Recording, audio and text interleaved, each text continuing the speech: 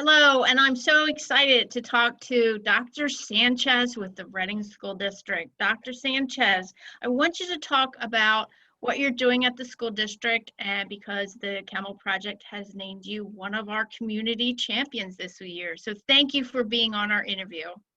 So first of all, thank you, Pamela, and thank you for the special recognition. I'm humbled by especially being in company with the other gentlemen that were identified, Mike Toledo and Chris Winter. So thank you very much.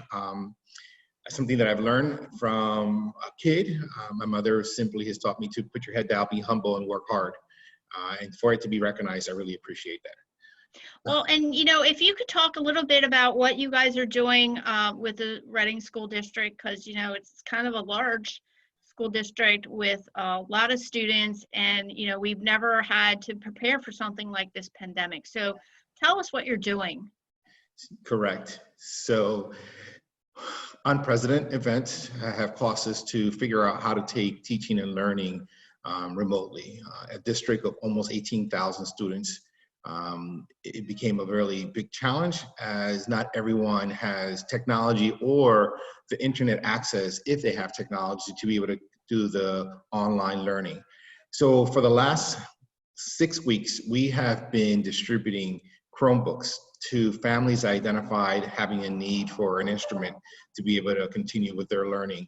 And along with a team of parent outreach assistants, with teachers, counselors, principals, with some of our safe school officers. So again, people from throughout the district, I've overseen the distribution of those Chromebooks. We've reached close to 7,000 of our families via those Chromebooks. And now they're able to continue not only with enrichment activities, but continued learning, teaching and learning that has started as of May 1st. That's incredible. 7,000 students. What a great job. And like I said, is there a message that you have, changing gears a little bit, is there a message that you have for our community? Absolutely. So a message of hope is that there is light at the end of this very long and dark tunnel. Really encourage people to stay on the path of taking precautions. Your actions have an impact not only in your home, which is critically important, but they have an impact in our city, our county, our state, and as difficult as this may be for many people to imagine, our nation. The precautions that we take by wearing gloves, wearing masks, keeping our social distance, not only ensures your safety, the safety of the people that you love immediately, but it also then ultimately has an impact on what happens in our country. So it's something that's difficult for us to imagine because we've never dealt with something like this. But the reality is that what I do today and every day will impact how quickly we're able to move forward beyond this pandemic. So there is light at the end of the tunnel. The data is showing that these measures are making a difference. So as the weather warms up, especially to all of the students and families that are part of the Reading School District and the other school districts throughout First County, heed the warning. If you go out to the park, if you are out with family and friends, if there are individuals that are not part of the people you live with, you really need to take every possible precaution. It doesn't matter if they're a loved one, they're a relative. Unfortunately, at this time, we're not able to give hugs. We're not able to give a kiss on the cheek, as many Latino families are used to doing. We need to heed these warnings in order to be able to move forward in a safe way. I have to admit, I miss hugging too. I'm struggling with that one as well. Is there any incredible? What we're talking about are ordinary human beings doing incredible things, so extraordinary things in this time. Is there anything that you can share about your students? Oh, I know you have a couple of them, but. Well, I'm actually, the Reading School District, and hopefully most school districts are the same way, there is a sense of family, and our staff, who many of them are connected to our students, have come out of their homes to make sure that kids and families have the food that they need. So in partnership with Helping Harvest and some of the other local partners, the Hispanic Center, United Way,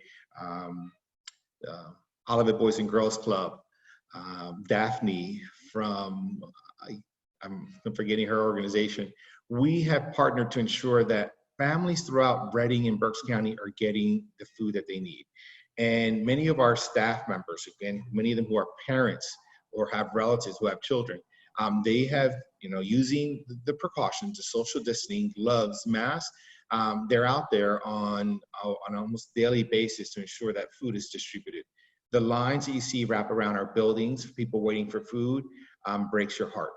But the fact that we were able to bring our resources together, whether it's the food that's donated, the people that are volunteering to distribute this, and the organization that we need to be able to put together for everyone's safety, does show a glimmer of hope. So if we want to talk about an example of something magical that's happening, that is it. This pandemic has brought out the kindness that everyone is capable of providing, and it has taken it to a level that is not only necessary, but is needed and wanted by people. You can't have a physical hug from folks, but seeing people smile at you as they're giving you food, not providing judgment for the fact that all of us are in need, and simply being there for each other. Again, that's a positive that we're seeing, and something that's very, very strong and good from this pandemic. Well, and I think that's amazing, and I really think it comes from leadership. And if there's a leadership at the top that allows people to innovate and just figure it out with some criteria, obviously we need the gloves and the mask, but I think that's what you stood out to us, and that's why we wanted to reach out to acknowledge you. Now, I had a feeling you were going to go to the team, so I want you to tell me, what are you doing to take care of yourself? That's too long. That took too long to think about. Usually the gym is my outlet. And unfortunately, that's not available, and understandably so. Actually, when it becomes available, I'm going to question where I'm going to go back to that gym or not, because so many people go there. What am I doing for myself? To be honest, is I'm doing more reading than I was in the past. And books that I've had on the shelf that have collected dust, I've dusted off, and now I have a pile of books that I want to get into. So that has been my escape from the time that many of us have. Even though I have very limited time, in being responsible and in partnership to get the food distributed to thousands of people, and the Chromebooks have been distributed to thousands of people, I have very little free time. In addition to that, I started an MBA at Lehigh University. So there is a lot on my plate, but the one thing that I do for pleasure is reading for pleasure. All right, that's awesome to know. It still took too much time for you to come up with what you do to take care of yourself, but I'm glad that you have one, and congratulations on going for your master's. That's an awesome thing to do in the middle of a pandemic, and I'm sure you'll always remember that. So we always like to end with a question. So what do you feel, or what do you think our community members can do? What do we need to do? What can we do better? So I said earlier, that's a strength that we're seeing, but it's something that more people across our community can also do. So we are in a time where kindness matters, where everyone needs a smile, where everyone needs a hello, where everyone needs a how are you doing, and then followed up with really, how are you doing? That's something that we all can do better. There are people that you have lost touch with. There are family members you have not reached out. There are people that cross your path as you're outside. A hello will go a long way. If you don't have a mask on and you're far enough, a smile will go a very long way. That is something that's within every single one of us, and it would really help with the emotional challenge that this pandemic is impacting on all of us. Doesn't matter how strong, how happy you are, the fact that you're not able to do many of the things that you normally would be doing has a negative impact. So sharing your love, and that love is simply by saying hello, sending a text message, making a call to the people that you've lost touch, really will go a long way. That's awesome. The kindness is, I know we talk about kindness a lot, and I think it's taken on a whole new meaning. So, again, I want to thank you for your time, and I look forward to coming out of this, and so we can figure out what we can do to get together. So, again, I want to thank you for your time today.